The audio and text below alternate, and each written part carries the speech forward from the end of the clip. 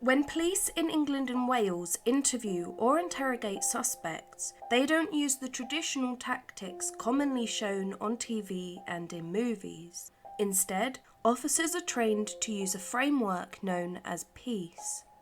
This method strays away from interrogation techniques commonly used in the US and Canada, and instead of using deception, fatigue, and accusatory language to entice a confession from a suspect, the PIECE method focuses on developing and challenging the suspect's account through rigorous, pre-prepared questions.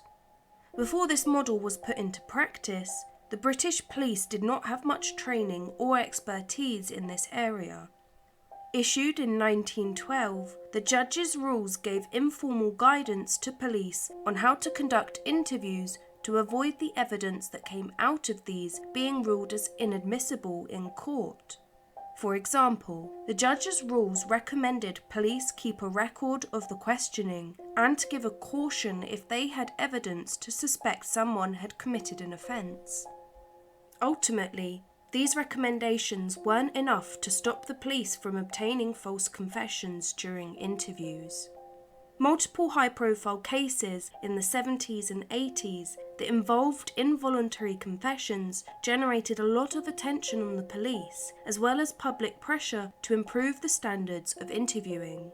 This led to the introduction of the Police and Criminal Evidence Act of 1984, which preserved the requirements that were established in the judge's rules, but instead made it compulsory under law for the police to adhere to them. The formal codes of practice introduced by the Act had a direct impact on the way police conducted their work, and particularly the ways they could interview suspects. For example, Code C gave people being questioned by the police the right to have a duty solicitor provided free of charge and to have their rights explained to them while they were detained. The Police and Criminal Evidence Act also worked to create a uniform police caution for all police forces across England and Wales to use as a way to safeguard any evidence that they obtained when interviewing suspects. For those who might not know, a police caution and the right to silence is the British equivalent to an American being read their Miranda rights.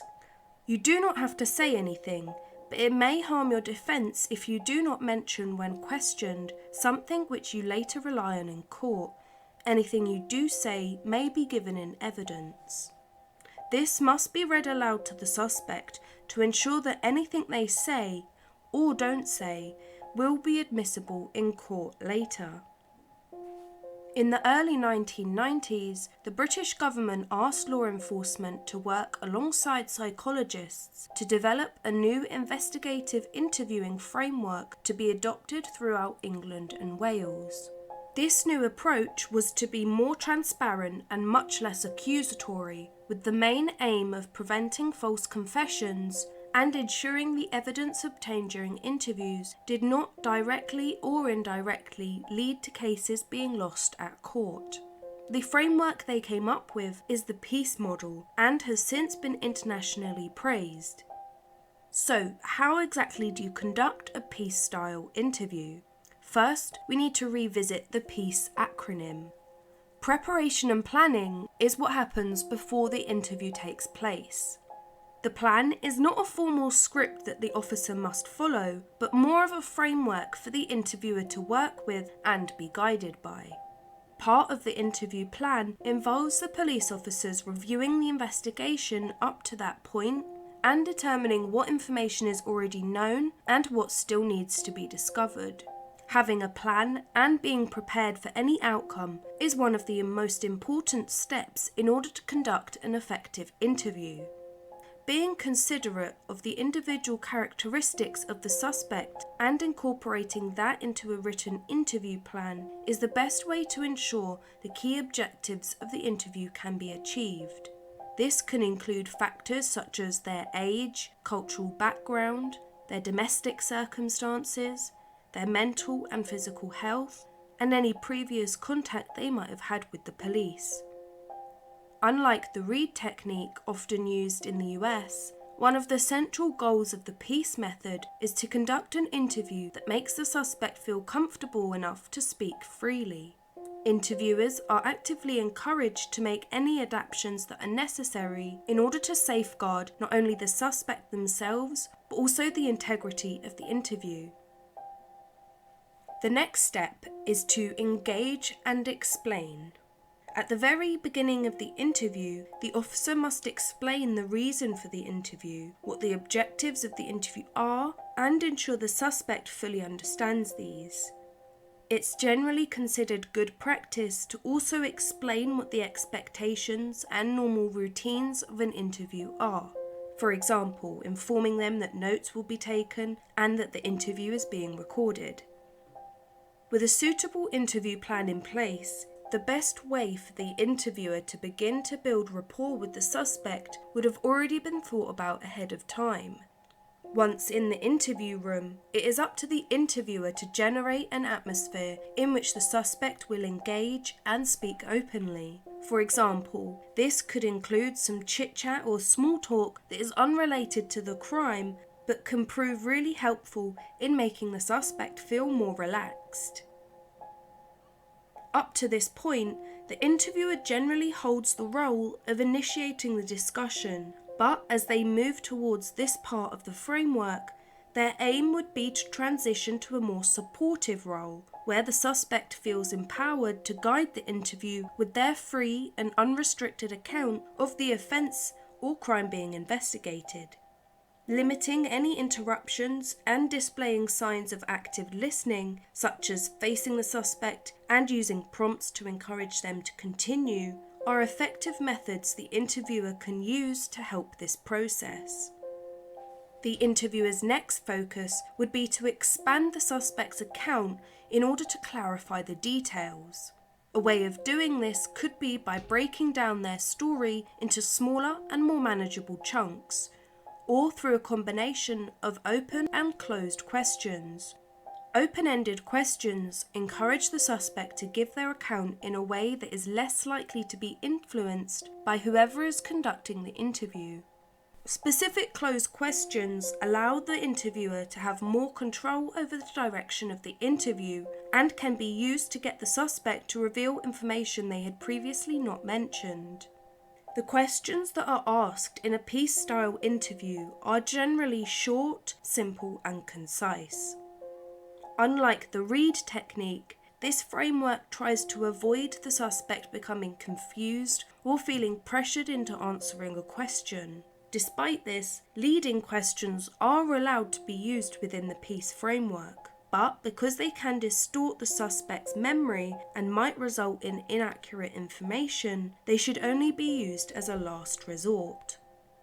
A lot of the time, suspects will refuse to engage with the interviewer and instead respond to questions by saying no comment, which is sort of the British version of pleading the fifth. Despite this, the piece model encourages the interviewer to continue to ask all of their prepared questions regardless, both to allow the suspect an opportunity to change their mind and for the interviewer to gauge any non-verbal reactions the suspect may show to the questions. Conducting a no-comment interview can be challenging even for investigators with years of experience, because they are supposed to continue the interview as if the suspect was responding to their questions. This is done to ensure that any future defence team cannot take advantage of the gaps left in the narrative. Refusing to answer questions posed by investigators can allow the trial judge to draw what is known as an adverse inference. This is encouraging the jury to pay particular attention to the suspect's silence during interview and allowing them to consider what the reasons for this silence might be. However, this is not always the case, and an adverse inference would only be allowed under particular circumstances, and obviously, a suspect remaining silent is not enough to establish guilt. The end of the interview should be planned out beforehand so that it does not end abruptly. Once the interviewers have asked all of their questions, a brief but accurate summary of the suspect's account should be verbalised for the recording. Allowing the suspect time to ask questions or make clarifications is important, as is explaining to the suspect what will happen following the conclusion of the interview. Allowing the interviewer time to reflect and evaluate the interview they've just conducted is important not only for them to be able to improve their own personal performance, but also to assess how the suspect's narrative fits into the rest of the evidence collected so far in the investigation, and determine what further action might need to be taken. The evaluation aspect of the framework encourages the interviewer to critically assess all of the information they have gathered and not simply accept a suspect's account as factual. So, the piece technique has proven that investigative interviews do not necessarily need to be stressful, fast-paced, and highly emotive interactions. Avoiding these scenarios is actually effective in reducing the likelihood of false confessions and making sure the evidence the interview produces is reliable and stands up later in court.